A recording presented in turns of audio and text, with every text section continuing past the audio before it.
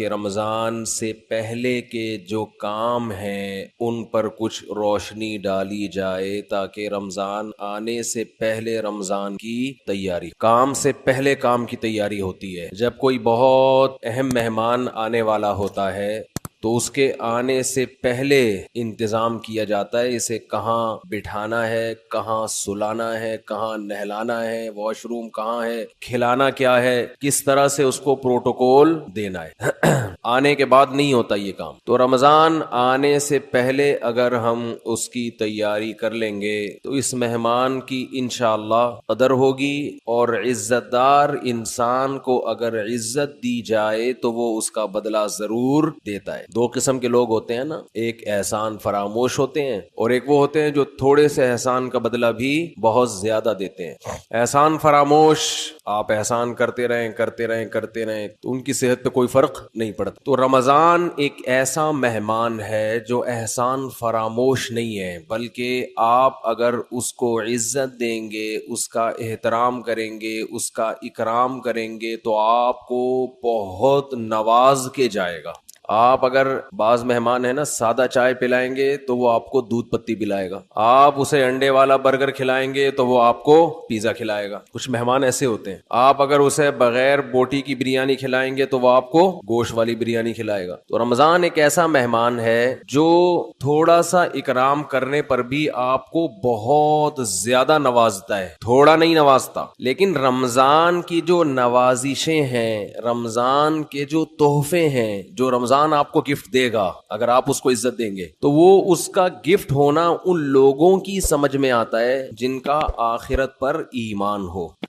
جو آخرت کو نہیں مانتے، دنیا کو مسافر خانہ نہیں سمجھتے، انہیں رمضان جو کچھ دے کر جاتا ہے، جو گفٹ دے کر جاتا ہے، اس گفٹ کی ان کی نظر میں قدر نہیں ہوتی۔ سمجھ میں آ رہی ہے بات؟ مثال سے سمجھاتا ہوں۔ چھوٹے بچے جب پیدا ہوتے ہیں اور فیملی پلاننگ والوں کے غم میں اضافہ ہوتا ہے تو اکثر رشتہ دار بچوں کو لفافوں میں پیسے دے رہے ہوتے، کچھ کھلونے دے دیتے ہیں، جھنجھنا پکڑا دیا تو بچے کو جھنجھنا اچھا لگتا ہے۔ لیکن اگر کسی رشتہ دار نے 5,000 کا نوٹ بچے کو پکڑا دیا، بچے کو وہ سمجھ میں نہیں آتا، حالانکہ وہ جھنجھنے سے زیادہ مہنگا ہے اور اس میں ہزاروں جھنجھنے آ سکتے ہیں۔ لیکن بچہ اپنی حماقت اور بے وقوفی کی بنیاد پر 1-2 روپے والی ٹافی کو تو قدر کی نظر سے دیکھتا ہے، وہ 5,000 کے نوٹوں کو قدر کی نظر سے، وہی بات جواب آنا چاہیے نا، وہ 5,000 کے نوٹوں کو قدر کی نظر سے نہیں دیکھتا، کہتے ہی تو ایسا ہی ہے،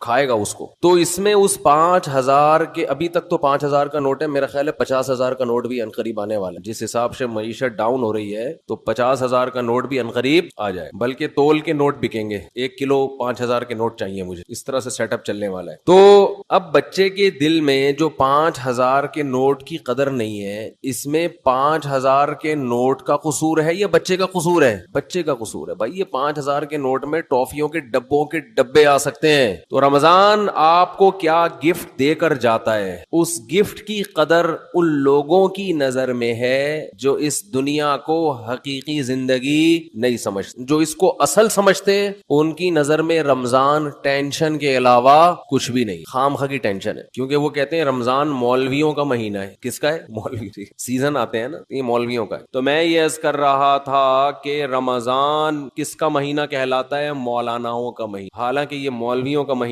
نہیں ہے، یہ مسلمانوں کا مہینہ، ان لوگوں کا مہینہ ہے جو آخرت پر ایمان رکھتے ہیں، اور جن کا آخرت پر ایمان نہیں ہے ان کے لیے رمضان A to Z tension he tension. وہ نہ کھلے عام صحیح طرح سے کھا سکتے ہیں، تھوڑی تھی بغیرتی کے تانے پڑتے ہیں۔ 10 آدمی اگر خاموشی سے گزر جائیں گے تو 11واں بولتا ہوا جائے گا کہ شرم نہیں آتی تمہیں، کیا کر رہے ہو، اور بولنا چاہیے۔ تو میں یہ عرض کر رہا تھا کہ یہ جو رمضان ہے نا، اگر آپ اس کا اکرام کریں گے تو یہ آپ کو بہترین گفٹ دے گا۔ اب میں بتاتا ہوں وہ گفٹ کیا دے گا آپ کو۔ وہ گفٹ دے گا اللہ کی محبت، آپ کے دل میں اللہ کی محبت کی چنگاری پیدا کر دے گا۔ یہ دیکھو، انسان کو جو موٹیویشن ملتی ہے نا کسی بھی عمل کی، وہ یا تو کسی لالچ کی وجہ سے ملتی ہے یا کسی خوف کی وجہ سے۔ سمجھتے ہیں؟ آپ صبح اٹھ کے آفس جاتے ہیں، مشکل کام ہے، دل تو نہیں چاہتا انسان کا اٹھے جائے، دل چاہتا ہے پڑا رہے، لیکن آپ جاتے ہیں، یہاں خوف بھی ہے اور لالچ، محبت، پیسے کی محبت۔ لالچ کو ہم محبت سے تعبیر کرتے ہیں ذرا مہذب لفظ ہے.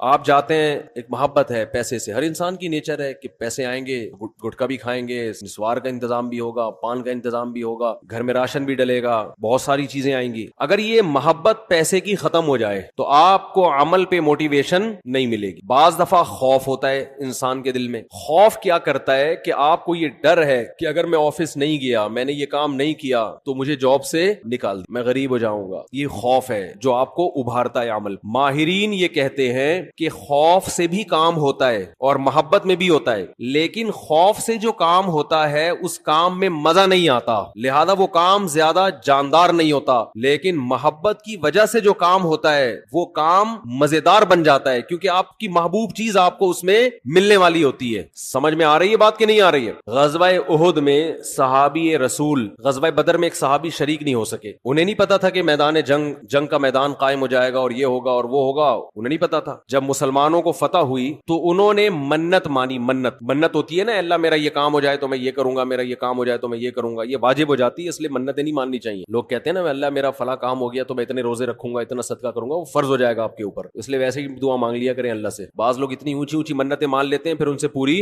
ہوتی نہیں ہے. تو اسلام میں الفاظ کی بہت ویلیو ہے, اور منت زبان سے ہوتی ہے, صرف دل میں ارادے سے نہیں ہوتی. اس کو عربی میں نظر کہتے ہیں, نظر, اردو میں منت. تو ان صحابی کو غزوہ بدر میں شرکت کا موقع نہیں ملا تو انہوں نے منت مانی, نظر مانی کہ اے اللہ اگر دوبارہ کوئی میدان جہاد گرم ہوا تو میں ایسی بہادری سے لڑوں گا, لا یرین اللہ ما اصنع, اللہ دیکھے گا کہ میں کیا کرتا ہوں. بظاہر یہ تکبر والے الفاظ ہیں. بظاہر یہ الفاظ کیا ہیں؟ تکبر والے, کہ اللہ دیکھے گا کہ میں کیا کر کے دکھاتا. لیکن بعض جملے الفاظ کے اعتبار سے تکبر والے ہوتے ہیں, مگر حقیقت میں ایک ناز کی کیفیت ہوتی, ناز, کہ اللہ میں وہ کچھ کروں گا کہ تو بھی دیکھے گا, خوش ہو جائے گا, تو ایسا کر کے دکھاؤں گا بہادری. جب غزوہ احد میں مسلمانوں کے قدم اکھڑے ہیں, ان صحابی کو اللہ سے کیا ہوا وعدہ یاد آیا کہ میں نے اللہ سے معاہدہ کیا تھا کہ اللہ میں ایسے بہادری کے جوہر دکھاؤں گا کہ تو دیکھے گا کہ میں کیا کر رہا ہوں. تو یہ کیا کر رہے تھے؟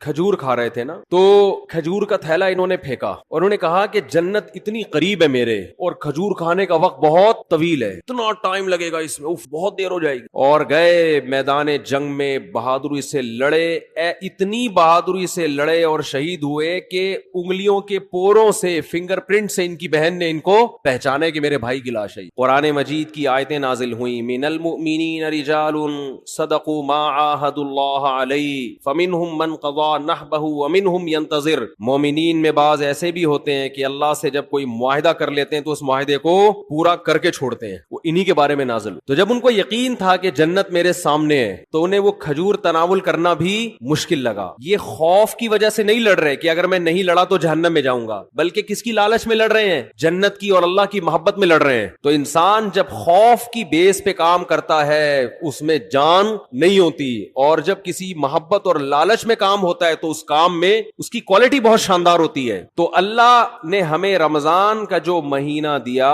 وہ مہینہ اگر آپ اس مہینے کا اکرام کریں گے تو وہ مہینہ آپ کے اندر اللہ کی محبت پیدا کر دے گا.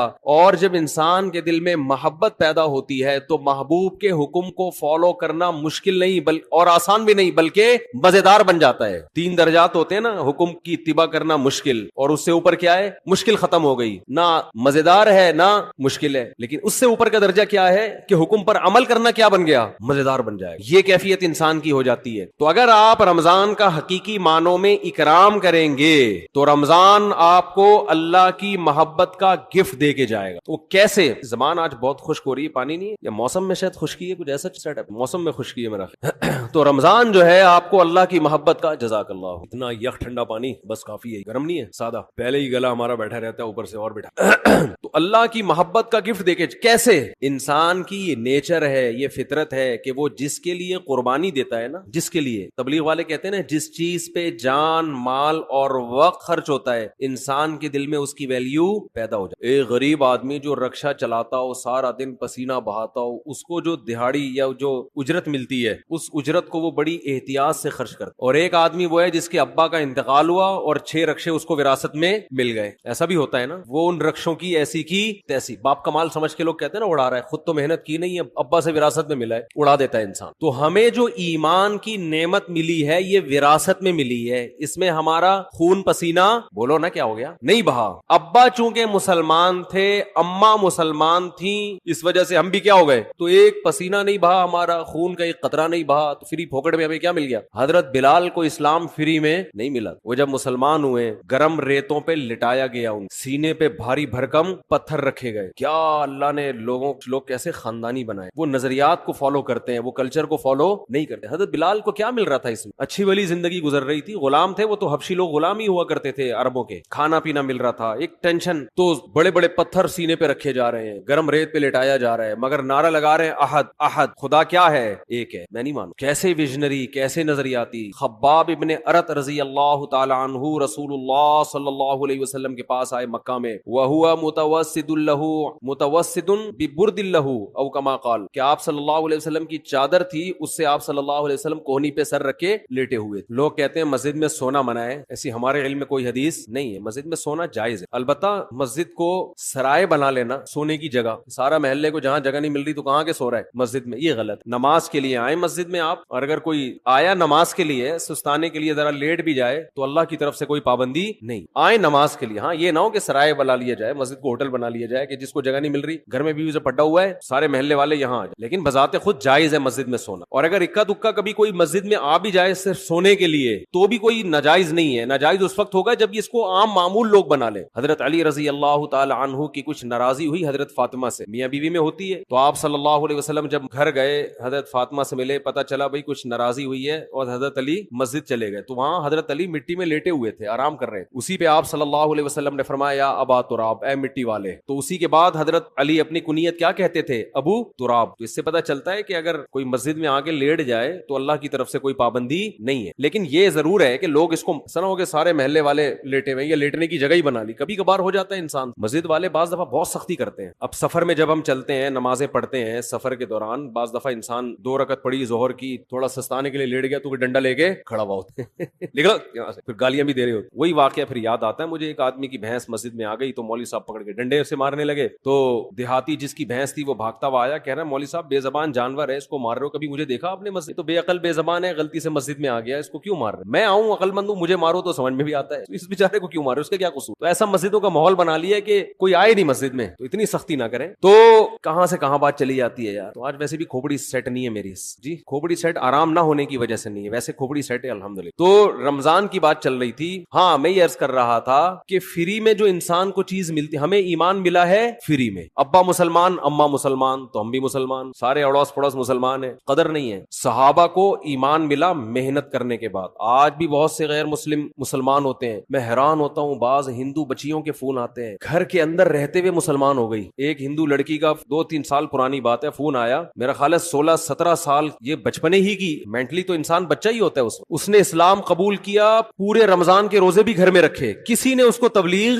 نہیں کی, نماز بھی چھپ چھپ کے گھر میں پڑھ رہی ہے, اور والدین اتنے سخت ہیں کہ اگر ان کو پتا چل گیا تو جان سے مار دیں گے, یہ خطرہ ہے. میں نے اس سے پوچھا, 2-3 سال پرانی بات ہے, میں نے پوچھا آپ کو کس نے تبلیغ کی, اس نے کہا میری یہ سمجھ میں نہیں آتا کہ ہمارے والدین پتھر کی بنی ہوئی مورتیوں کو کیوں پوجتے ہیں, ان میں کیا رکھا ہوا ہے. صبح مٹھائی رکھ کے جائیں گے, شام کو بھی وہ مٹھائی ویسی کی ویسی. جو بھگوان مٹھائی نہ کھا سکے وہ ہماری حاجت روائی مشکل کشائی کہاں سے کرے گا. اتنے بڑے بڑے عقل مندوں کو یہ بات سمجھ میں نہیں آ رہی, ایک 15-16 سال کی بچی کو یہ بات سمجھ میں آ گئی, اس کی کھوپڑی میں آ گئی یہ بات. کہہ رہی پھر میں نے ویڈیوز دیکھی یوٹیوب پہ علماء کی, اور وہ پھر اللہ نے اس کو ہدایت دی, تو وہ وہیں اس نے کلمہ پڑھا, وہیں مسلمان ہوئی, کسی کو نہیں بتایا کیونکہ مار دیں گے اس کو. چھپ کے نمازیں پڑھ رہی, ایسے بہت ہیں, ایک نہیں ہے. تو یہ وہ لوگ ہیں جن کی اسلام پر کچھ خرچ ہوا ہے, محنت ہوئی ہے. ہمیں اسلام ملا ہے فری میں, قربانی نہیں ہے. تو اللہ رمضان کے ذریعے, حج کے ذریعے, قربانی کے ذریعے, مختلف عبادتوں کے ذریعے ہم سے قربانی دلواتے ہیں کہ کچھ کرنا پڑے گا. سورہ عنکبوت میں اللہ نے کیا فرمایا کہ تم یہ سمجھتے ہو کہ تم جنت میں داخل ہو جاؤ گے, وَهُمْ لَا يُفْتَنُونَ, تمہیں آزمایا نہیں جائے گا, ایسا نہیں ہو سکتا, اللہ آزمائے گا. تو آزمانے کے طریقے نماز بھی ہیں, آزمانے کے طریقوں میں زکوٰۃ, صدقات و خیرات بھی ہے, آزمانوں کے طریقے میں ایک طریقہ کیا ہے, رمضان بھی ہے. تو یہ وہ مہینہ ہے جس کا آپ اگر اکرام کریں گے تو یہ آپ کے دل میں جانے سے پہلے اللہ کی محبت کی چنگاری بھڑکا کر چلا جائے. اور جب اللہ کی محبت کی چنگاری بھڑکے گی دل کے اندر تو آپ کے لیے عمل کرنا مشکل نہیں, آسان نہیں, بلکہ مزیدار ہو جائے گا. کیونکہ محبوب کی خاطر قربانی دینے میں انسان کو مزہ آتا ہے بشرطے کہ اس کو پتا ہو کہ میرا محبوب مجھے دیکھ رہا ہے, اس کو یہ پتا ہو. کیسی مسلمانوں کی ترتیب دائیں بائیں ہو جاتی, سب پوری دنیا میں ایک ہلچل مچ جاتی ہے. تو رمضان کا اکرام کیسے کرنا ہے, اس میں 2-4 چیزیں میں آپ کو بتا کے بس بیان کو آج میں ختم کرتا ہوں. سب سے پہلا تو ہے فرض روزے. یہ تو رمضان تو رکن ہے نا, رمضان کے روزے. ابھی سے نیت کریں کہ رمضان کا ایک روزہ بھی قضا نہیں کر, کچھ بھی ہو جائے. دیکھو جو سوچ کے روزے رکھتا ہے نا, اس کے لیے روزہ رکھنا مشکل ہے. جو نہ رکھنے کا آپشن ہی ختم کر دے, اس کو پتہ بھی نہیں چلتا پورا مہینہ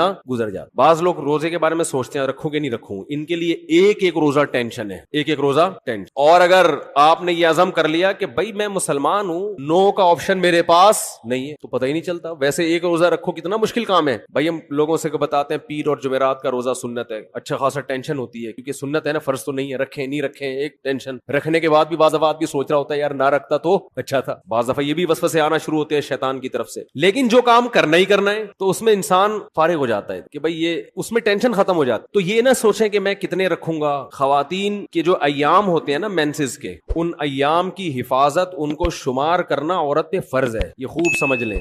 آج کل یونیورسٹیوں میں اچھا یہ جو راکٹ والا مضمون تھا نا, یہ بھی میں چھوٹی سی بات بتا دوں کہ یہ جو مسلمان علماء کا اس سے تعلق نہیں ہے کہ آپ چاند پہ پہنچ رہے کہ نہیں پہنچ رہے, اس کا ہماری یونیورسٹیوں سے تعلق ہے. چاند پہ پہنچنے کے طریقے یونیورسٹیوں میں پڑھائے جاتے ہیں, سمجھتے ہو کہ نہیں سمجھتے؟ تو ہونا یہ چاہیے تھا کہ ایک تصویر آ رہی ہوتی, ایک ویڈیو آ رہی ہوتی, جاپان کے سائنسدان یا امریکہ کے سائنسدان چاند پہ پہنچ رہے ہیں, نیچے کراچی اور لاہور یونیورسٹی کی بھی ویڈیو آ رہی ہوتی کہ وہاں بھی سائنسدان لگے ہوئے ہیں, پروفیسر لگے ہوئے ہیں کہ ہم غبارے کو چاند تک کیسے پہنچائیں. چلو پہلا غبارے کا تجربہ کر لیں, پھر راکٹ بھی بھیجیں گے. تو یہ مولویوں کو گالیاں نہ دیا کریں, یہ اپنے سائنسدانوں کو برا بلا کہا کریں, یا حکمرانوں کو کہا کریں. نہیں آ رہی میرا خیال ہے بات سمجھ میں. یہ مولاناؤں کا ہیڈک نہیں ہے کہ چاند پہ جا رہے کہ نہیں جا رہے. اس کی مثال ایسے ہے کہ جیسے کوئی ابھی کورونا کی وبا پھیلی ہوئی ہے نا, کورونا کی وبا پھیلی ہوئی ہے, ڈاکٹر ایک ویڈیو آ رہی ہے جس میں ڈاکٹر ویکسین تیار کر رہے ہیں, دوسری ویڈیو آ رہی ہے جس میں کربلا کے واقعات بیان ہو رہے ہیں, تیسری ویڈیو آ رہی ہے کہ اس میں 4 شادیوں کا تذکرہ ہو رہا ہے, چوتھی آ رہی ہے. تو اب اس میں لوگ کہہ رہے ہیں مولانا لوگ دیکھو کیا کر رہے ہیں, ادھر وہ کورونا کی ویکسین تیار کر رہے ہیں اور ادھر مولانا لوگ کیا الٹی باتیں کر رہے ہیں. تو بھائی وہ جو ویڈیو, اس میں ایک ویڈیو ایسی بھی آنی چاہیے کہ ہمارے ڈاکٹر بیٹھے ہوئے ہیں کورونا کی ویکسین بنانے کے لیے. تو ہمارے ڈاکٹروں کی سرے سے کوئی ویڈیو آ ہی نہیں رہی ہے, تو پھر یہی ہوگا کہ کیلے کا رخ قبلے کی طرف ہے کہ نہیں ہے.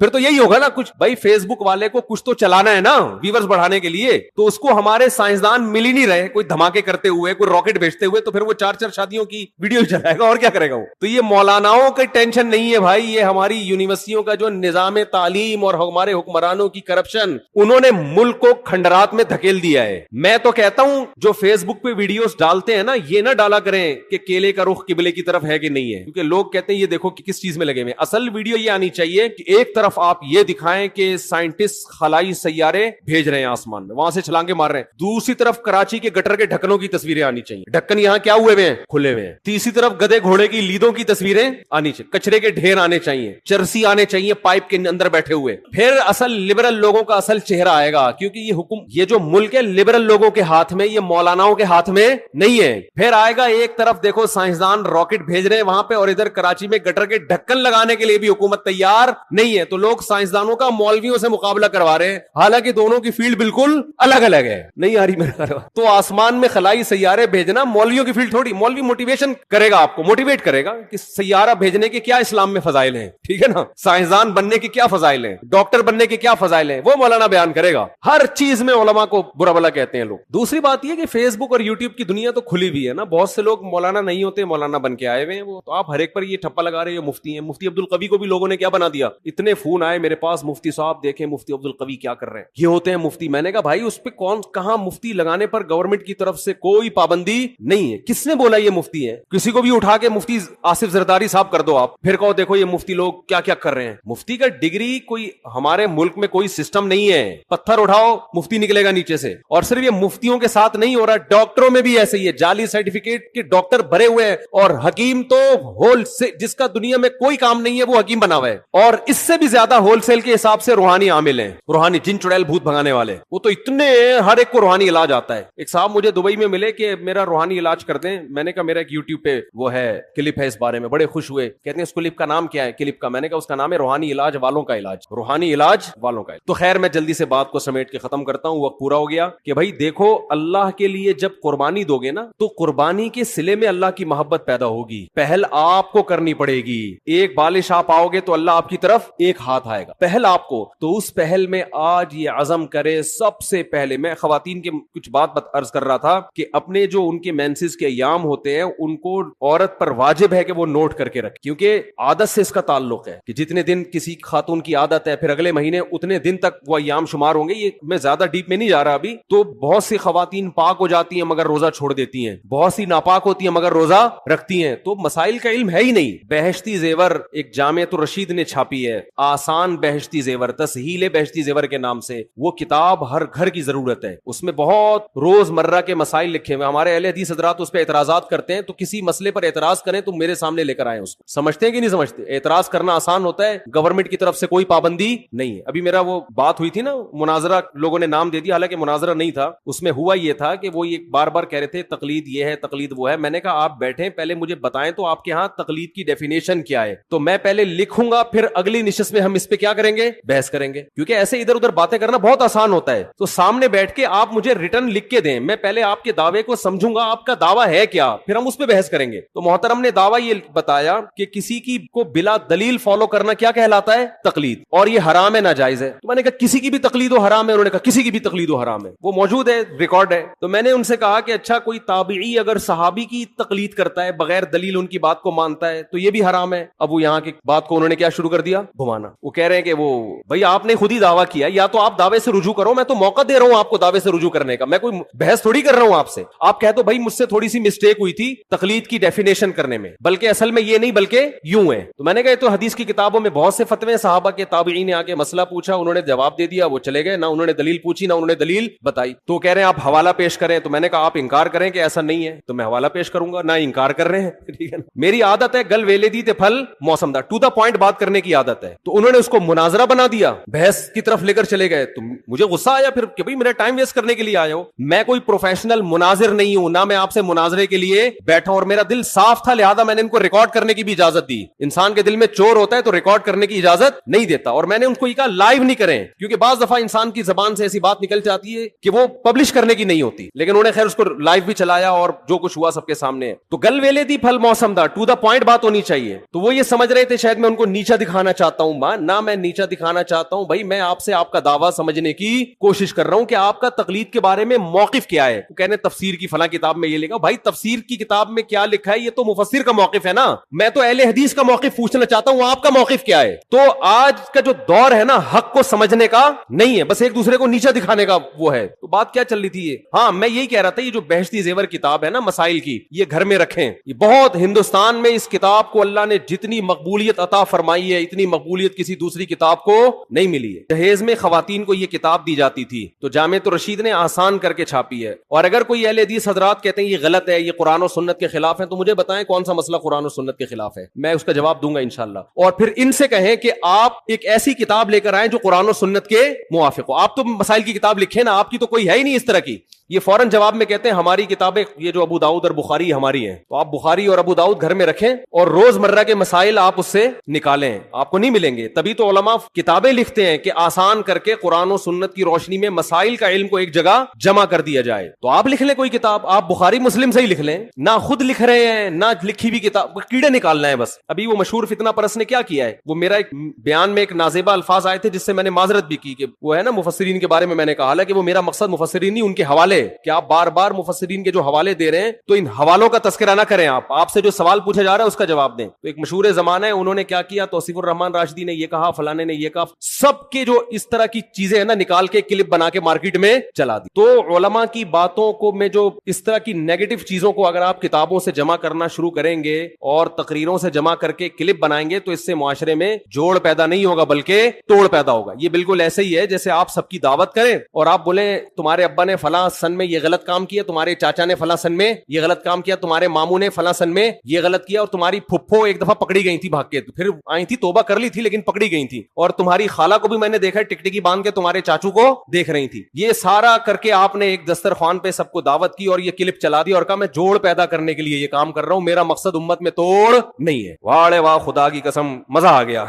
تو بعض لوگوں کا یہ کام ہے، فلاں بزرگ نے اپنی کتاب میں یہ لکھا، فلاں بزرگ نے اپنی کتاب میں یہ لکھا، فلاں بزرگ نے اپنی کتاب میں یہ لکھا، فلاں فلاں دیوبندی نے اپنی کتاب میں یہ، فلاں بریلوی نے تقریر میں یہ کہا، فلاں اہل حدیث نے تقریر میں یہ کہا، فلاں نے، اور وہ اتنا ملغوبہ بنا کے سب علماء سے لوگوں کو بدگمان کر کے کہا کہ میرا کام امت میں جوڑ پیدا کرنا ہے، میں فرقہ پرستی اور توڑ کو کبھی پنپنے نہیں دوں گا، خدا کی قسم اس سے بڑا لطیفہ دنیا میں کوئی ہو نہیں سکتا. مثبت چیزوں کو ہائی لائٹ کیا جاتا ہے. ہر انسان سے غلطیاں ہوتی ہیں، ہر انسان سے. علماء اس بارے میں ایک اصول بیان کرتے ہیں کہ آدمی غلط ہو پھر اگر وہ صحیح بات بھی کرے تو اس کی وجہ سے متاثر مت ہو. جیسے غامدی صاحب نے اسلام کا بیڑا غرق کر دیا، دو چار اچھی باتیں بھی کرتے ہیں، وہ جنت جہنم کی بھی تھوڑی سی باتیں کر لیتے ہیں، لیکن ویسے پورا انہوں نے پردہ کے بھی دھجیاں اڑا دی، عدت کے حکام کی دھجیاں اڑا دی، داڑھی کا انکار کر دیا، اور پتہ نہیں کیا کیا. دو چار باتیں اچھی کر لیتے ہیں کہ اللہ کا وجود ہے، اللہ کی توحید ہے، ملحدوں کے خلاف تقریریں بھی ان کی ملتی ہیں. اور بعض دفعہ بندہ کیا ہوتا ہے، صحیح ہوتا ہے لیکن اس سے غلطیاں ہوتی ہیں. تو اگر کوئی بندہ ٹھیک ہے، اس سے کبھی غلطی ہو رہی ہے تو آپ اس کی غلطی کو اچھال رہے ہو، اس کا مطلب آپ غلط ہو، آپ کی سوچ کیا ہے، غلط ہے، آپ نیگیٹیوٹی کو فروغ دے رہے ہو معاشرے میں. تو خیر کہاں سے کہاں بات چلی گئی، ہم تو رمضان شوال میں الجھے ہیں. تو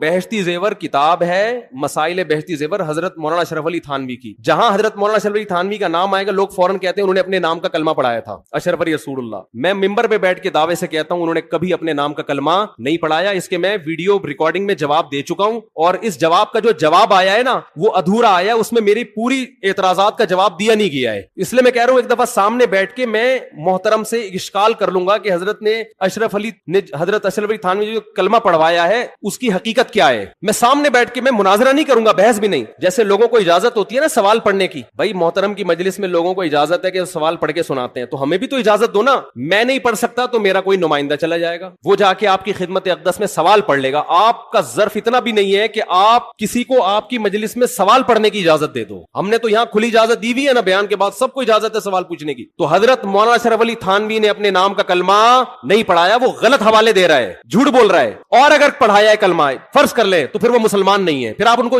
مسلمان کیوں کہہ رہے ہو؟ جو آدمی یہ دعویٰ کرے کہ مولانا اشرف علی تھانوی نے اشرف علی رسول اللہ کا کلمہ پڑھوایا ہے، کیا وہ مسلمان ہو سکتا ہے جو یہ کلمہ پڑھوائے؟ قادیانی مرزا غلام احمد قادیانی کے نام کا کلمہ پڑھتے ہیں، اس وجہ سے کافر ہے یا نہیں ہے؟ تو میں یہ کہتا ہوں پھر یہ منافقت کیوں کرتے ہو کہ ایک طرف کہتے ہو حضرت مولانا اشرف علی تھانوی نے اپنے نام کا کلمہ بھی پڑھوایا اور دوسری طرف آپ ان کو مسلمان بھی کہتے ہو. یہ پھر منافقت ہے. جو اپنے نام کا کلمہ پڑھوائے وہ بزرگ تو دور کی بات وہ مسلمان نہیں ہو سکتا. تو آپ ایک دعویٰ کرو پڑھوایا کہ نہیں پڑھوایا، اور اگر آپ کہتے ہو کہ پڑھوایا ہے مگر وہ پھر بھی مسلمان ہے تو پھر کیوں مسلمان ہے؟ اس کی تعویل کیا کرتے ہو آپ؟ تو وہ تعویل آپ کر کے بتاؤ. آپ تو بہشتی زیور بہت شاندار کتاب ہے. باقی دیکھو دنیا میں کوئی کتاب ایسی نہیں ہے اللہ کی کتاب کے علاوہ کہ A to Z بالکل ٹھیک ہو، اس میں غلطی کا امکان نہ ہو. یہ ہم بہشتی زیور کے بارے میں بھی دعویٰ نہیں کرتے. بہشتی زیور میں 15 شعبان کے روزے کو مستحب لکھا ہے، لیکن ہم اس روزے کو مستحب نہیں مانتے کیونکہ اس میں حدیث صحیح نہیں ہے. تو یہ تو چھوٹی موٹی مسٹیک تو دنیا میں ہر شخص سے ہو سکتی ہیں. ہمارے شیخ حضرت مفتی رشید احمد صاحب کی فتاوا کی کتاب ہے احسن الفتاوا، بہت شاندار فتوے ہیں اس میں، بہت بہترین مدلل، لیکن اس کے ہر جز سے کوئی بھی متفق نہیں ہے. وہ تو دنیا میں کوئی کتاب ایسی نہیں ہے. تو اب اس کا یہ حل تھوڑی ہے کہ کتابوں کو اٹھا کے آپ پھینک دیں. اس کا حل یہ ہے کہ علماء اس پہ حاشیے چڑھاتے ہیں، اس پہ اپنی تقریرات لکھتے ہیں، تو پھر اشکالات اور تعلیقات ہوتی ہیں اس کے اوپر. تو یہ بہت شاندار کتاب ہے، آپ اس کو گھر میں رکھیں، اس سے آپ کو رمضان کے مسائل پتہ چلیں گے، خواتین کے خاص طور پر حیض و نفاس کے مسائل. جو آج کل ہماری جدید طبقے سے جو وابستہ خواتین ہیں یونیورسٹیوں پڑھنے والی، ان کو طہارت کے مسائل بھی معلوم نہیں ہے، بالکل نہیں پتا ان. تو رمضان کا پہلا خاندانی کام آپ نے کیا کرنا ہے؟ بھائی جلدی سے بات کو ختم کر رہا ہوں میں، ایک روزہ بھی نہیں چھوڑ، یہ آپشن ہی ختم، چاہے سحری میں آنکھ کھلے یا نہیں کھلے. اس سے روزے آسان ہو جائیں گے ورنہ ٹینشن. دوسرا کام خاندانی کیا کرنا ہے؟ تراویح کی نماز. کیا کام کرنا ہے بھائی؟ اور تراویح 20 رکعتیں ہیں، 8 رکعتیں. بولو. حضرت عمر سے 2 روایتیں، ایک 8 والی اور ایک 20 والی، کہ حضرت عمر نے کتنی دیکھو نبی صلی اللہ علیہ وسلم نے تراویح کی کتنی رکعتیں پڑھی ہیں، کوئی بے غبار حدیث میں ہمیں اس کا تذکرہ نہیں ملتا. بس اتنا ہے کہ 3 دن پڑھی ہے، بس کتنی پڑھی ہے ہمیں نہیں پتا. یہ ہمیں حضرت عمر کے عمل سے پتا چلتا ہے کیونکہ حضرت عمر بدعتی بولو نہیں ہو سکتے، کیونکہ انہوں نے جب جماعت سے 20 رکعتیں پڑھائی ہیں حضرت عمر نے، تو اس کا مطلب نبی نے ان 3 دن میں کتنی پڑھی تھی. اور ایک ضعیف روایت میں اس کا تذکرہ بھی ہے کہ نبی نے 20 رکعتیں پڑھی ہیں. تو ضعیف روایت کی تائید جب خلفائے راشدین کے عمل سے ہو گئی تو وہ ضعیف بھی عملاً کیا بن گئی؟ صحیح بن گئی ہے وہ. تو حضرت عمر سے 2 ہیں، 8 بھی اور 20 بھی. 8 والی پر امت نے کسی امت نے عمل ہی نہیں کیا کیونکہ وہ بالاتفاق مضطرب ہونے کی وجہ سے ضعیف ہے، سند کی وجہ سے نہیں بلکہ مضطرب، کیونکہ جو راوی حضرت عمر سے 8 بیان کر رہا ہے وہی کتنی بھی بیان کر رہا ہے؟ 20 بیان کر رہا ہے. اور جب ہم صحابہ کے دور میں دیکھتے ہیں تو ہمیں سب جگہ 20 نظر آ رہی ہیں، 8 کہیں بھی نظر نہیں آ رہی. تو یہ کیسے ممکن ہے کہ حضرت عمر نے 8 شروع کی ہو اور کوفہ، بصرہ، دمشق، شام، مصر سب سب جگہ 20 ہو رہی ہوں. اس سے پتہ چلتا ہے کہ حضرت عمر سے جو 20 والی روایت ہے وہ صحیح ہے, 8 والی صحیح نہیں ہے. اور اس کی سب سے بڑی دلیل یہ ہے کہ موطا امام مالک میں ہے 8 رکعتوں والی, جو امام مالک نے نقل کی ہے, لیکن امام مالک خود 8 کا فتویٰ نہیں, وہ خود 20 سے زیادہ کے قائل ہیں, وہ تو 20 کے بھی نہیں 36 کے قائل ہیں. تو یہ کیسے ممکن ہے کہ کتاب کا مؤلف 8 والی ذکر کر رہا ہو مگر خود اس روایت کو وہ اس پر عمل نہ کر رہا ہو؟ ان باتوں کا کسی اہل حدیث عالم کے پاس جواب نہیں ہے. ترمذی میں ایک روایت پیش کی جاتی ہے امام احمد بن حنبل سے, یہ روایت ہے کہ اس میں کوئی مخصوص عدد ثابت نہیں ہے, جتنی چاہے پڑھ لو, لیکن امام احمد کی جو اپنی اصل کتابیں فقہ کی, اس میں امام احمد کے شاگرد جو امام احمد سے ذکر کرتے ہیں وہ ذکر کرتے ہیں امام احمد بن حنبل کے نزدیک بھی 20 رکعتیں مختار ہیں. سمجھ نہیں آ رہی میرا خیال ہے بات؟ تبھی فقہ حنبلی میں تراویح کی رکعتیں کتنی ہیں؟ 20. اور امام ابو حنیفہ کے نزدیک بھی. لوگ پتہ ہے مجھ سے کیا کہتے ہیں, لوگ جو ہے نا کہتے ہیں کہ یار آپ ان حدیثوں کا انکار کر رہے ہو جس میں 8 آتا ہے. 8 والی جو بخاری کی حدیث ہے نا اس کا تراویح سے کوئی تعلق نہیں ہے. بخاری میں آتا ہے نبی رمضان اور غیر رمضان میں 8 پڑھتے تھے, اس کا تراویح سے کوئی تعلق, وہ تو غیر رمضان میں بھی تھی.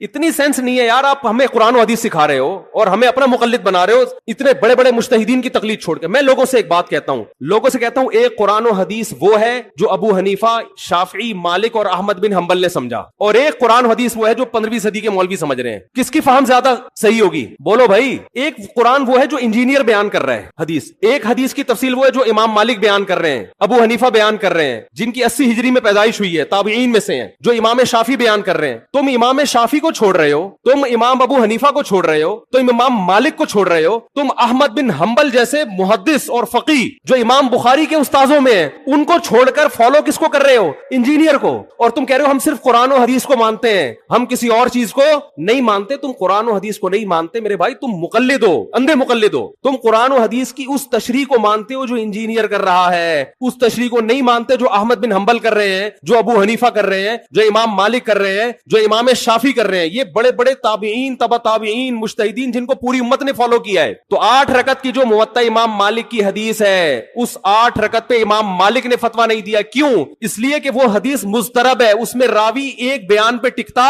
نہیں ہے, کہیں 20 بیان کرتا ہے, کہیں 8. جب راوی کے بیان میں تضاد ہو تو حدیث مضطرب ہونے کی وجہ سے رد ہو جاتی ہے. اور میں آخری بات کر کے بیان کو ختم کرتا ہوں, یہ جو تراویح کا لفظ ہے یہ 8 رکعتوں پہ فٹ ہی نہیں بیٹھتا ہے. اس کا بھی میں جواب سوال کر رہا ہوں لیکن کوئی جواب نہیں دے رہا. دیکھو اپنی مرضی کے سوال بنا کے جواب دے دیا کرو تو لوگ واہ واہ کریں گے. آپ میرے ساتھ یہ ہو رہا ہے, میں جو بیانات میں اعتراض کرتا ہوں نا اس کا جواب نہیں مجھے ملتا, خود سے اعتراض بنا کے کیا کر دیا جاتا ہے جواب. جیسے میں نے بتایا تھا کہ حرم میں 4 مصلے تھے, حنفی, مالکی, شافعی, حنبلی, 4 مصلے تھے نا کئی سو سال تک, جو کہ نہیں ہونے چاہیے, ایک ہی ہونا چاہیے تھا مصلی. تو لوگوں نے اعتراض کیا 4 مصلے تھے حرم میں, یہ دیکھو کتنا غلط, یہ حنفی مالکی ایسے ہوتے ہیں. تو میرا سوال یہ تھا کہ 5واں کیوں نہیں تھا اس وقت؟ اس کا مطلب 5واں فرقہ وجود میں آیا ہی نہیں تھا, وہ اب پیدا ہوا ہے. وہ ٹھیک ہے 4 غلط تھے لیکن اس غلط کو بھی صحیح ان 4 میں سے ایک نہیں کیا ہے. سمجھ رہے ہیں کہ نہیں بھئی ایک امام ہونا چاہیے, 4 الگ الگ جماعتیں نہیں ہونی چاہیے. لیکن اس کا مطلب 700 سال تک امت یہ سمجھتی رہی کہ اہل سنت والجماعت کے 4 نمائندے ہیں, 4 مکتب فکر, 5واں کوئی تھا ہی نہیں, لہذا اس کا کوئی مصلی